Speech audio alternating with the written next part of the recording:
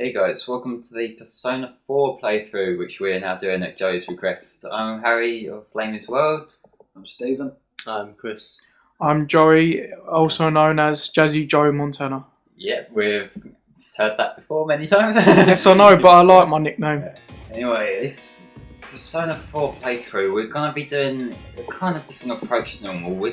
This isn't going to be like a consistent every week sort of playthrough. We're just going to do this as and when we feel like recording more parts, just because it's such a long game. And if we try and push ourselves to plough through it, we might kind of run out of things to talk about in one hit. Yeah, So, exactly. for the sake of good production value, Just do it as we go and then like keep our minds fresh about it, sort of thing. so none of you guys have played Persona, have you? No, I haven't, but it does look quite interesting, to be honest. It's bearing in mind I haven't beaten the game yet. I've just started recording the first few parts just because I felt like it. I think it's a very story-driven RPG game.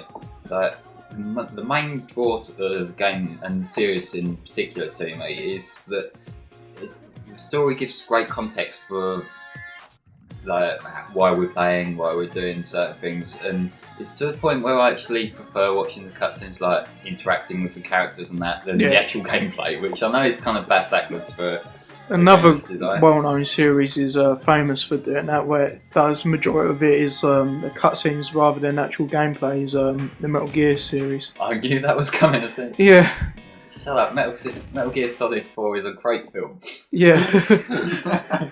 But yeah, that cutscene we just watched kind of tells you nothing about the game if you're going in blind. So, yeah.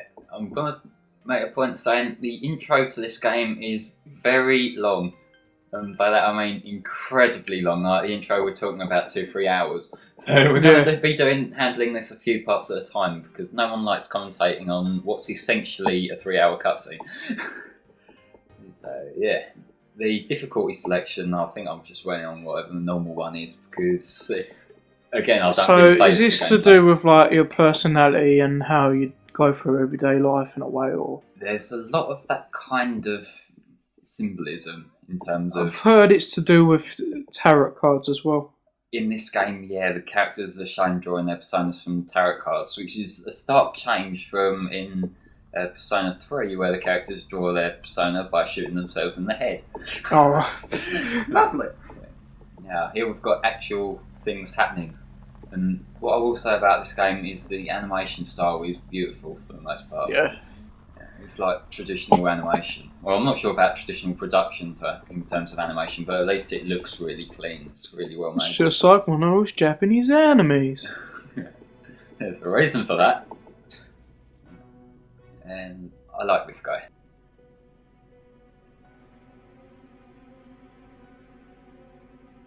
Why have you got such a big nose?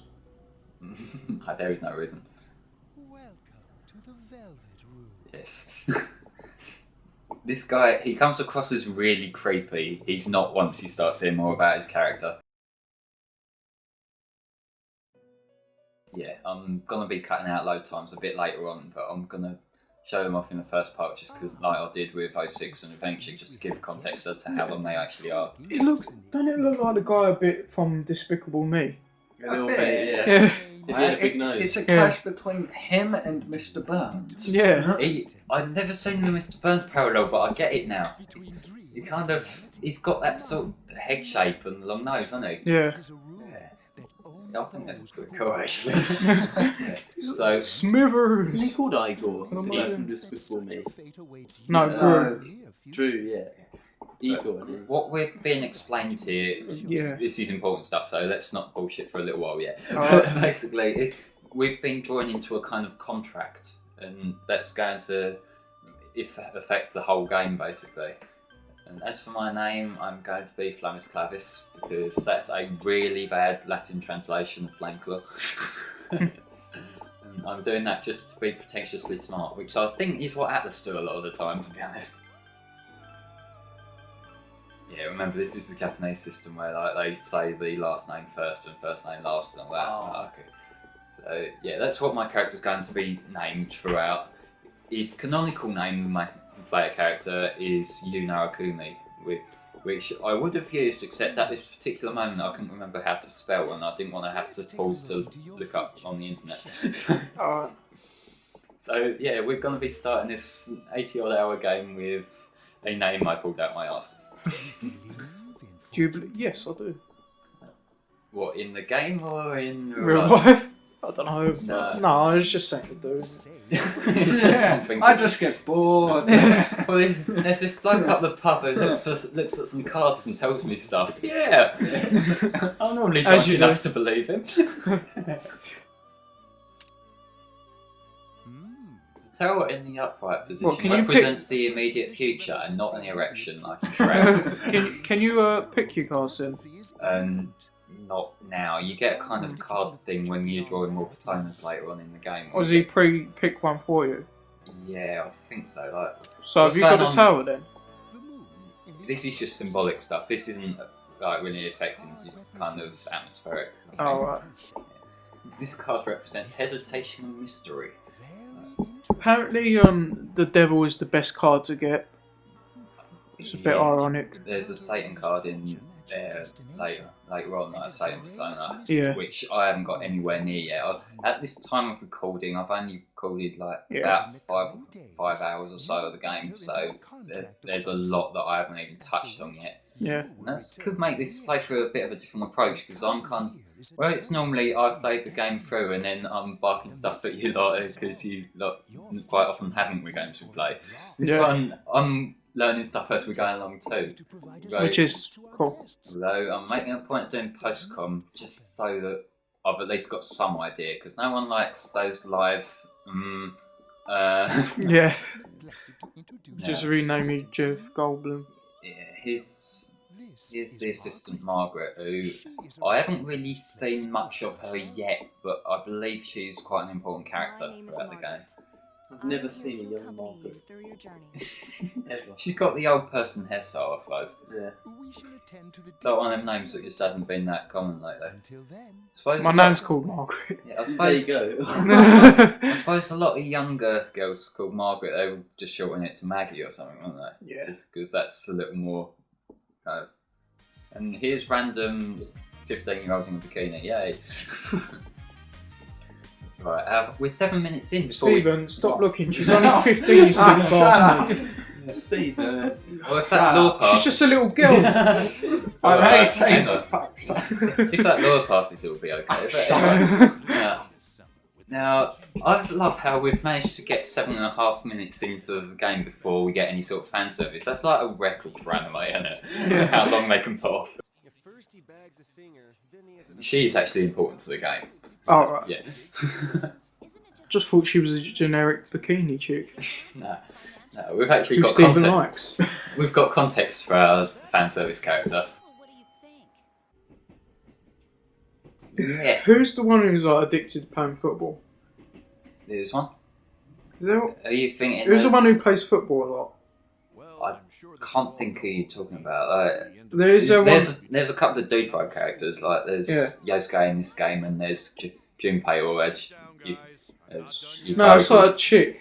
Oh, She's got like the green and like a tracksuit with the green and yellow. Chie, no, she's not. She's not footballer. She's like the kung fu sort of. Oh, marquee. Yeah, we'll be seeing her not too long from now. Actually, she's one of the main characters. Who penned the dude bro idea?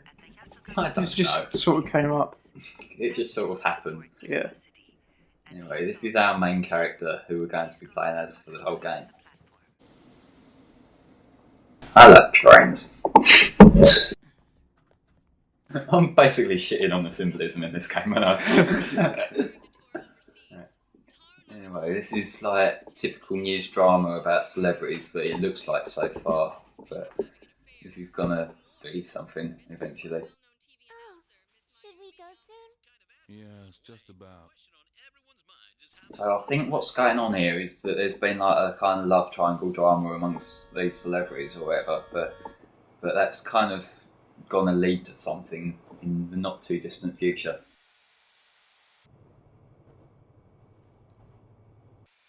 It's not a proper train journey without like dropping off and then having visions. Look at how well that water's animated and that. There's like a man in there. In where? It's like a mountain, I think. Oh, didn't say what you were talking about. Yeah. Wouldn't mind living in rural Japan. I love this area. I think this is actually based on a real place, as far as I know. Yeah. It's called Inaba. I don't know what it's actually called, but there's a section that becomes quite prominent later on in the game, which I saw going around a little while ago, a Google Maps screenshot of a place that looks identical to it, so it might be a reference. It does look very well detailed. Anyway, this guy is Dojima, and the context as to why our guy was on the train in the first place is he's transferring schools because I think his parents are doing something with work or whatever, but he's moving out to the country with this guy who's my his favourite uncle. game that was set in Japan was I think it was in Japan. Shenmue. You remember Shenmue, don't you? I've never played it. You had to buy 2 copies or something. I heard about that. I haven't played it, but I know it's got quite a following, and it's one of the games that people keep asking for remakes of. It should actually happen though. That's the thing. But They should actually remake it because it's a really good game. I don't think Sega are in the kind of atmosphere at the moment financially where they can. They could do it in a new future though. Yeah, maybe. They haven't really got money to throw away. Yeah. Because they've actually bought Atlas who made this lately, so they're kind of going to be pumping funding into Atlas as well as their own stuff. So they've got Sonic games that aren't going to sell, and then they've got. Well, has Lost World sold alright or? No, it's sold abysmally.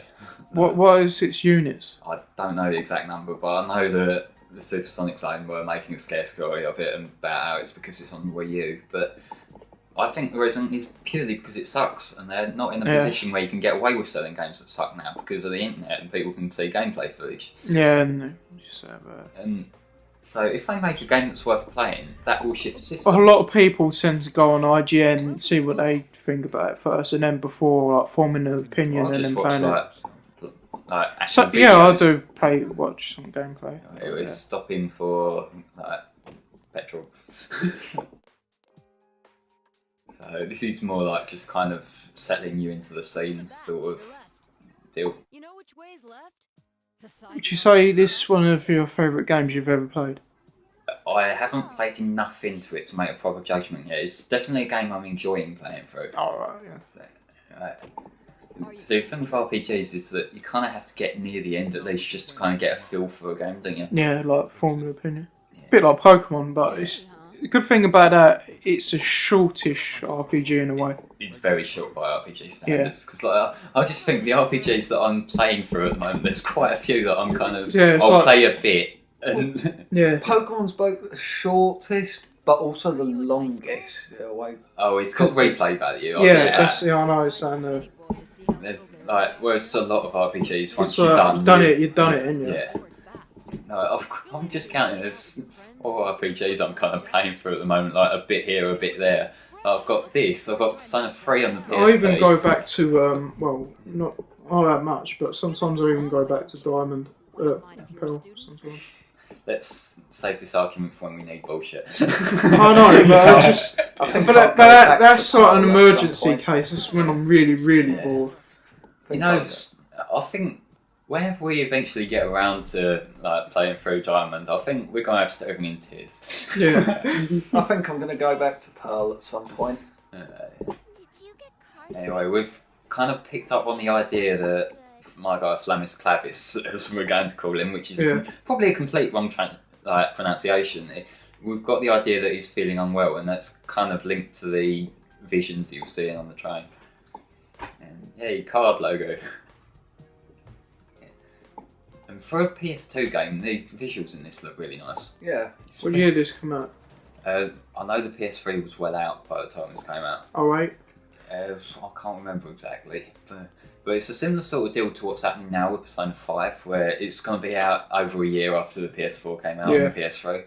And I know why that is. It's because games like this take ages to make.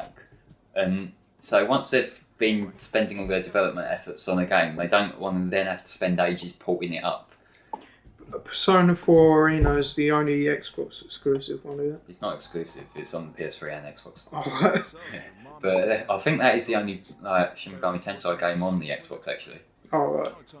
Should probably clarify that on that a bit actually. This is from the Persona series, but the Persona series is like a sub-series to Shin Megami Tensei, which in itself is a much darker sort of RPG series that Atlus does. And What's that about then? it's got kind of similar kind of, I don't know how to describe it. Like, Is it with that green like caterpillar thing that is the final boss, or is a boss? I don't know. I've never played the What about the mainstream Shin Megami right. Tensei, but I know they're kind of more traditional RPG, if you know what I mean. Whereas this is more social simulator RPG. Is that thing where you said it looks like Steven in the Persona series? Oh, Mara. Yeah, we'll probably see him later on. I haven't got to him in the game yet, but right. yeah, he literally is a penis demon. So what we're being introduced to now is the fact that Kojima's work, he's a police officer.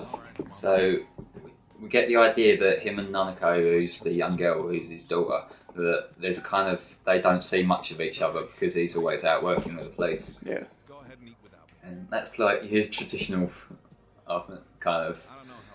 So is this kid basically a foreign exchange student in his own country? Well, he's just like a transfer, so he's Yeah. come from Tokyo, whereas this is kind of set out in the country. Yeah. No, I can't remember if we get to it in this part or not, but the teacher doesn't I react. wouldn't well mind to going him. to Tokyo at some point. I just love Japanese culture. I find people out there tend to be very peaceful, you know, like, Very laid back as well. yeah, and that's something that we don't really get over. Because Yeah, why is there a lot of...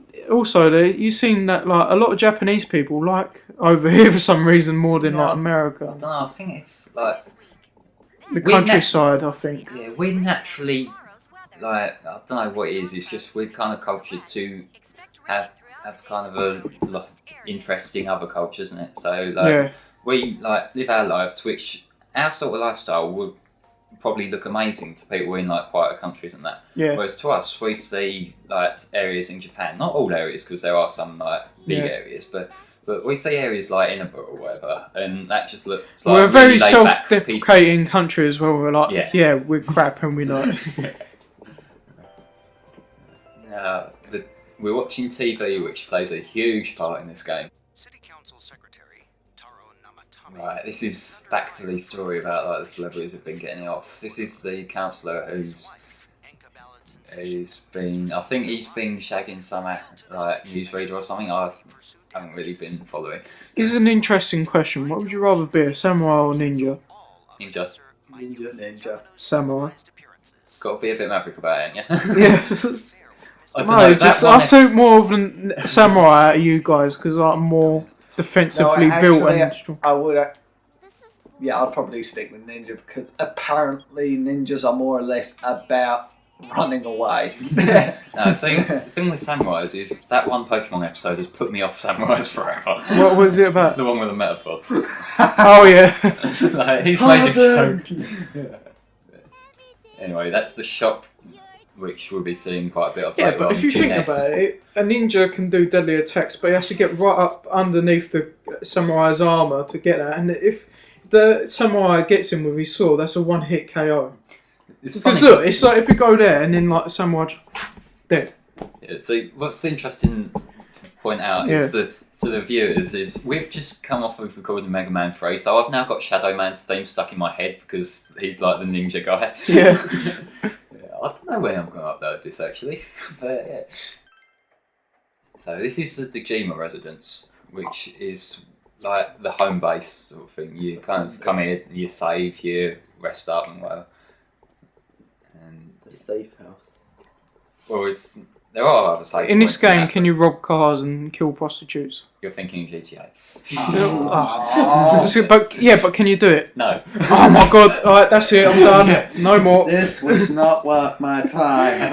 Right. The day will end if you decide to go to bed. You may have a good dream. Yeah. Yeah, off the conscience of when you've been like robbing cars and killing prostitutes. I think Joe's I'm thinking still this was a different game. I'm refusing the fact that you can't do that in this game. Right, now, this is kind of What's interesting is that the protagonist always green texts to himself. Yeah. Right. So he'll think of certain things to himself, and you see him in dialogues. But this is him in his dream right now. So school starts tomorrow. If that was me, I'd be like, "Fuck you, bitch, I'm going." Yeah. No, he's excited to see his new school. Either me, or does this remind me of that opening stage from Secret Rooms? You know, the kind of tutorial stage in Secret Rooms. Sort of. Yeah, not really. Reminds me of In the Animus in Assassin's Creed. Yes.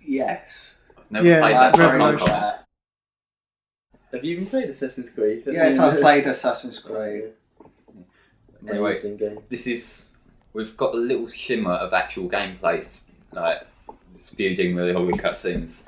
And this is about as good as it's going to get in terms of gameplay for a little while. But, yeah. And this game, playing this again, has reminded me just how kind of rough it is trying to control in 3D with the DualShock because of where the analog stick is. Do you seek the truth? No, I seek more extensive gameplay. That's what I want. Can you fall off this? Nah. Yeah. Into the void. Right, this is all very symbolic stuff, but we're not at a point where the symbolism is obvious, so it'll probably make sense later. Yeah, come and find me if you seek the door. truth and desire. Nah, fine. Do I go through the Tell me door? a lie. Ooh, spirals. Trippy and shit. Yeah, Lens flare sort of thing. it's all good stuff. It's all good.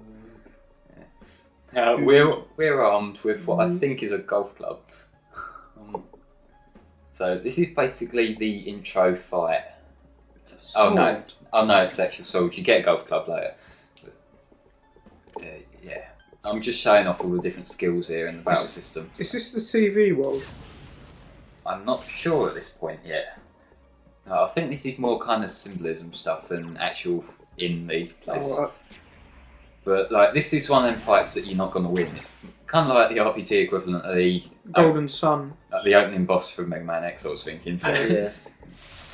So Yeah, you're not going to win it. It's just kind of there so you can have a tinker with the battle system. there's a game called Zone of the Enders. Good game.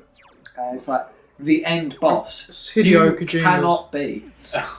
It's literally intended for you to not beat it. It's teleporting everywhere. It's shooting you from every angle. If you hit it, you knock off the tiniest bit of health. Oh, Kaiser RPG. Yeah, Hideo Kojima made that, didn't he? Oh, I don't know, but Because I haven't played any of these games off the top of my head, but he comes across as like a decent bloke from what I see him Yeah, retweeted on Twitter quite a bit. Yeah, So- he's quite a cool guy. He's like into. That's why a lot of his Metal Gear Solid games are a lot of movie based because he originally wanted to be like a movie maker. Oh. So, but it's Why like would sort you of want mixed to be a match. crappy Windows program? On that note, it's the end of the part.